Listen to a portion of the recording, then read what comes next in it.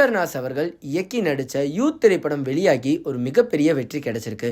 இந்த வெற்றிக்கு முக்கியமான காரணமாக சொல்லப்படுறது அந்த படத்துடைய கேஸ்டிங்காக இருக்கட்டும், மியூசிக்காக இருக்கட்டும், பேக்ரவுண்ட் ஸ்கோராக இருக்கட்டும், எல்லாமே ரொம்ப பர்ஃபெக்டாக அமைஞ்சிருக்கு. அது மட்டும் இல்லை, படத்தில் கொடுத்துருக்கிற நாஸ்டாலஜிக் மூமெண்ட் எல்லாமே நல்லாவே படத்துக்கு ஒர்க் ஆகிருக்கு. அதுதான் இந்த படத்தோட வெற்றிக்கு ஒரு முக்கியமான காரணமாக இருந்திருக்கு. அந்த நாஸ்டாலஜிக் மூமெண்ட்டில் அவங்க ஆட் பண்ணியிருந்த விஷயம் தான் நான் ஆசைப்பட்ட பொண்ணு பேர் மோனிஷா அப்படிங்கிற பாடல். கிட்டத்தட்ட 11 வருஷத்துக்கு முன்னாடி வெளியான இந்த ஒரு பாடல் ஆல்பம் கானா சாங்லேயே ஒன் ஆஃப் த ட்ரேட்மார்க் சாங்காக அமைஞ்சிருக்கு. அப்போ ஸ்டூடெண்ட்ஸ் எல்லாருமே இதை ஸ்டேட்டஸாக வைக்கிறதும் ஷேர் பண்ணுறதும் நம்மளால் பார்க்க முடியும்.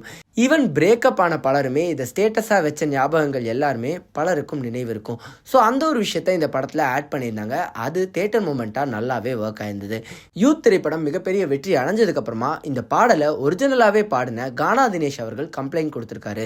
அதுக்கப்புறமா ப்ரெஸ்ஸை மீட் பண்ணி பேசின அவர் சொல்லியிருக்கிற விஷயம் என்னவா இருக்குது அப்படின்னா, யூத் திரைப்படத்தில் என்னுடைய பாடலை பயன்படுத்தியிருக்காங்க, ஆனால் அதை கென் கருணாஸ் அவர்களுடைய பாடலாக பயன்படுத்தியிருக்காங்க. அவரே அதை பாடியிருக்காரு. பார்க்குறவங்க எல்லாருமே அவருடைய பாடலாக அதை எடுத்துக்குவாங்க, எனக்கான ரெக்கக்னிஷன் கிடைக்கல அப்படிங்கிற ஒரு விஷயத்த அவர் பதிவு செஞ்சுருக்காரு.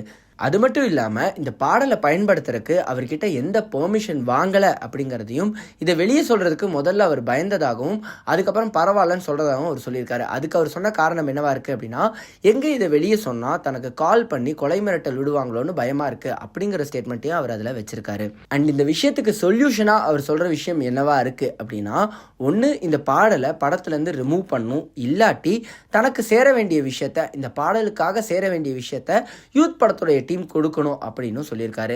அண்ட் அவர் ஆட் பண்ணியிருக்கிற விஷயம் என்னன்னா, கீழே இருக்கிறவங்கள இப்படி தான் போட்டு மிதிப்பீங்களா, எங்களுக்கான ரெக்கக்னிஷன் தரமாட்டிங்களா அப்படிங்கிற விஷயத்தையும் அவர் ஆட் பண்ணியிருக்காரு. இதுக்கு யூத் படத்துடைய டீம்லேருந்து அவங்க சொல்கிற பதில் என்னவா இருக்குன்னா, இந்த பாடலுடைய ரைட்ஸ், அதாவது நான் ஆசைப்பட்ட பொண்ணு பேர் மோனிஷா பாடலுடைய ரைட்ஸ் வந்து டிவோ மியூசிக் கிட்ட இருக்கிறதாகவும், அதுக்கு முறையான பெர்மிஷன் வாங்கி தான் படத்தில் யூஸ் பண்ணியிருக்கிறதாகவும் சொல்கிறாங்க. ஸோ அந்த பாடல் அந்த ஆர்டிஸ்ட்டுக்கிட்ட இல்லை, எந்த மியூசிக் லேபிள் கிட்ட இருக்கோ அவங்க கிட்டேருந்து பெர்மிஷன் வாங்கினா போதும், அதை நாங்கள் முறையாக வாங்கிட்டோம் அப்படின்னு அவங்க பதிவு பண்ணியிருக்காங்க.